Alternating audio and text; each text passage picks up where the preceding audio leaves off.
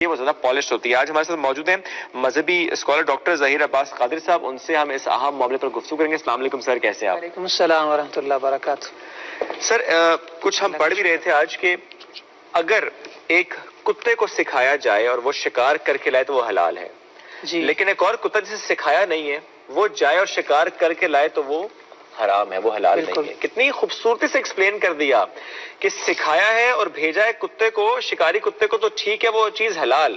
ہاں جی, نہیں سکھایا وہ ہمارا نہیں ہے, وہ شکار ہمارے لیے نہیں ہے, وہ حلال ہی نہیں ہے ہمارے لیے. بالکل بڑی اچھی اگزامپل دی ہے آپ نے. سب سے پہلے تو میں پی ٹی وی کا شکریہ ادا کرتا ہوں کہ آج لب کشائی کے لیے آپ کے سامنے حاضر ہوں. اور یہ صبح پاکستان ہے, تو پاکستان کی صبح میں یہ جو آپ کی طرف سے مواد شیئر کیا جاتا ہے اور یہ جو ٹاپکس بنائے جاتے ہیں, ان کو ہم نہ صرف پاکستان بلکہ پوری دنیا میں دیکھتے ہیں اور یہ بہت زیادہ قابل تعریف ہیں. اور پی ٹی وی کا جو یہ اس انداز سے تربیتی اور خوبصورت انداز ہے, ہم اس کو سراہتے ہیں اور یہ ہمارے لیے پاکستانیوں کے لیے فخر کا باعث ہے. دوسری بات یہ ہے کہ آج کا ٹاپک بڑا خوبصورت ہے, اور یعنی کہ تعلیم اور تربیت. پھر آپ نے جو ہے نا وہ کتے کی مثال دی, تو یہ مثال صرف کسی عام بندے نے نہیں دی بلکہ قرآن مقدس میں یہ مثال اللہ نے دی ہے.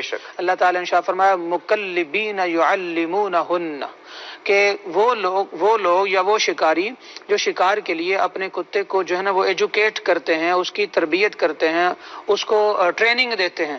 تو وہ ٹریننگ کے بعد جب کتا شکار کرتا ہے تو وہ شکاری کے لیے بھی حلال ہے. اور جو انٹرینڈ کتا ہو اس کا شکار کیا ہوا بے شک وہ اس کے مطابق اچھا کرے, پر وہ شکار جائز نہیں ہے کھانا. وجہ یہ ہے کہ اللہ تعالیٰ جل مجدہ الکریم نے اس آیت طیبہ میں نہ صرف انسانوں کی تربیت, نہ صرف انسانوں میں بچوں کی, نہ صرف بڑوں کی, بلکہ اللہ تعالیٰ نے تو جانوروں کی تربیت کا بھی اسلام کے اندر یہ کانسیپٹ دیا ہے. لہٰذا یہ جو کتوں کی تربیت ہے اور اس کے علاوہ تمام جانور ہیں جو ہمارے پالتو جانور ہوں, گھر میں رکھنے والے ہوں, تو اللہ تعالیٰ باقاعدہ طور پر ان کا کانسیپٹ بھی دے رہا ہے کہ ہمیں انہیں تربیت یافتہ کر کے رکھنا چاہیے.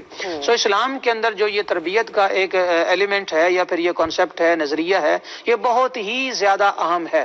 اسلام کے اندر صرف یہ نہیں کہ ہمارے پاس معلومات کا خزانہ ہو, اسلام کے اندر صرف یہ نہیں کہ ہمارے پاس ڈگریوں کی بھرمار ہو, بلکہ اسلام کے اندر یہ ہے کہ اگر آپ کے پاس ڈگریاں ہیں تو ان کے ساتھ ساتھ آپ کی ٹریننگ بھی ضروری ہے, آپ کی تربیت بھی ضروری ہے. اور یہ جو علم ہے, علم ہی انسان کو بہت کچھ سکھاتا ہے. ڈاکٹر صاحب یہیں سے میں آپ سے یہ جاننا چاہوں گی, ہم نے کہا نا کہ صرف ڈگریوں کا خزانہ ہونا ہی ہمارے لیے کافی نہیں ہوتا, تعلیم کے ساتھ ساتھ تربیت بھی بہت ضروری ہے. آج بھی ہمارے ہاں بہت سارے گھرانے ایسے ہیں جہاں پر بیٹیاں جو ہیں وہ میڈیکل کی تعلیم ضرور حاصل کر لیتی ہیں, لیکن انہیں پریکٹسنگ کے لیے باہر نہیں بھیجا جاتا. ہماری بہت ساری بیٹیاں ایل ایل بی یا ایل ایل ایم کی ڈگری حاصل کر لیتی ہیں, لیکن ان کو لا پریکٹسنگ کے لیے نہیں بھیجا جاتا. اور یہی کچھ حالات ہم لڑکوں کی طرف بھی دیکھتے ہیں. تو ایسے معاملے میں آپ پیرنٹس کی کس طرح سے رہنمائی کریں گے؟ جی, والدین کے لیے یہ بات ضروری ہے کہ جب انہوں نے ڈگری کروائی ہے تو کسی بھی چیز کی ڈگری یا کسی بھی فیلڈ میں اور بچے کا یا ان کی اولاد کا ڈگری کرنا حقیقی معنوں میں فائدہ مند تب ہی ہوتا ہے جب اس کی وہ پریکٹس کرے گا. تو وہ لوگ جو اپنے بیٹوں کو یا پھر بطور خاص پاکستانی معاشرے میں بیٹیوں کو ان پر بے جا پابندیاں لگا کے اور انہیں اس ماحول کے اندر پریکٹس نہیں کرواتے, تو اس کا یہ مطلب ہے کہ جو انہوں نے ایل ایل بی کرنے کے لیے, لا کے لیے, یا اگر انہوں نے میڈیکل کی ڈگری لی ہے یا پھر آئی ٹی کی فیلڈ ہے, انجینئرنگ ہے, اگر وہ جاب نہیں کرواتے اور جاب سے پہلے وہ پریکٹس نہیں کرتی تو اس کا مطلب ہے انہوں نے لاکھوں روپے ضائع کیے ہیں. اور کہا یہ جاتا ہے کہ ہم نے اپنے بیٹیوں کو اعلیٰ تعلیم دلوائی ہے. تو اعلیٰ تعلیم کا حاصل کرنا صرف آپ کے یونیورسٹی کے اندر کلاس روم میں بیٹھ کر وہ کتابیں پڑھنا اور پھر لیکچر لینا اور پھر پیپرز دینا ہی نہیں ہے, بلکہ اعلیٰ تعلیم کا مطلب ہے فیلڈ میں جا کر ورکنگ کرنا. جب آپ ورکنگ کرتے ہیں تو وہ چیزیں آپ کو یاد ہوتی ہیں اور پتہ چلتا ہے کہ ان کی امپورٹنس کیا ہے. اور جسٹ اگر ڈگری لے لی ہے تو وہ اعلیٰ تعلیم نہیں ہے, بلکہ اس کے بدلے چاہیے والدین کو کہ پھر وہ لاکھوں روپے خرچ ہی نہ کریں, بیٹی کو صرف قرآن پاک پڑھائیں اور اس کا ترجمہ پڑھائیں, جو کہ اصل میں تعلیم و تربیت ہے.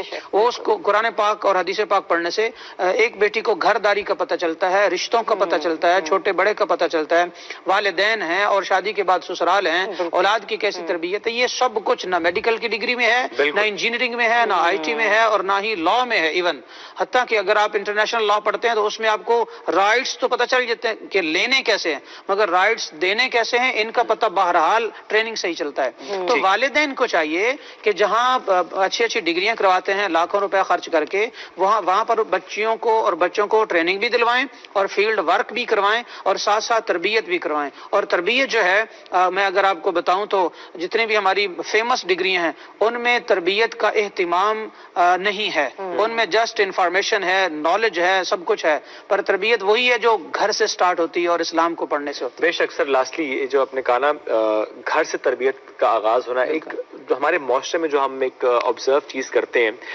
بچہ اسکول میں گریڈز پورے لے اس پر تو بڑا فوکس ہے جی. لیکن بچہ اپنے بڑوں کے ساتھ کن لفظوں کا استعمال کرے اس پر فوکس نہیں ہے. نانی دادی کے ساتھ اس کا رویہ کیا ہے، وہ اس کا سم ٹائمز مار بھی دیتے ہیں بچے اور پیرنٹس کچھ نہیں کہتے. وہ کچھ ایسے لفظوں کا استعمال کرتے ہیں اس پر بھی پیرنٹس کچھ نہیں کہتے، وہ بدتمیزی کرتے ہیں اس پر بھی پیرنٹس کچھ نہیں کہتے. تو یہ جو ہم عمومی طور پر دیکھ رہے ہیں سوسائٹی میں ایک غلط رویہ، جس کی وجہ سے ہم دیکھتے ہیں آگے آنے والے سالوں میں اس کی جو پرسنالٹی ڈیولپ ہوگی وہ غلط سمت میں جائے گی. یہاں رہنمائی کیجیے گا، میں بس 1 منٹ ہے سر، اس پہ ذرا رہنمائی کریں. جی بالکل، اس بارے میں آپ کو حدیث پاک سے اور امام غزالی کی بات سنانا چاہوں گا. سنن جامع ترمذی کی روایت ہے، حضور سید دو عالم صلی اللہ علیہ وآلہ وسلم نے فرمایا، بلکہ آپ سے پوچھا گیا یا رسول اللہ بچے کے لیے والدین کا سب سے بڑا تحفہ کیا ہے؟ تو آقا علیہ السلام نے فرمایا والدین کا بچے کو سب سے بڑا اور اچھا تحفہ جو ہے وہ اس کی اچھی تربیت ہے. یہ حدیث کا ترجمہ. امام ابن خلدون اس موقع پر اس حدیث کی شرح میں فرماتے ہیں کہ کوئی یہ نہ سمجھے کہ بچہ 5 سے 7 سال کی عمر سے اس کی تربیت سٹارٹ کی جائے، بلکہ انہوں نے فرمایا بچہ جب ماں کے پیٹ میں ہوتا ہے تو تب سے ہی وہ تربیت کے مراحل میں ہوتا ہے.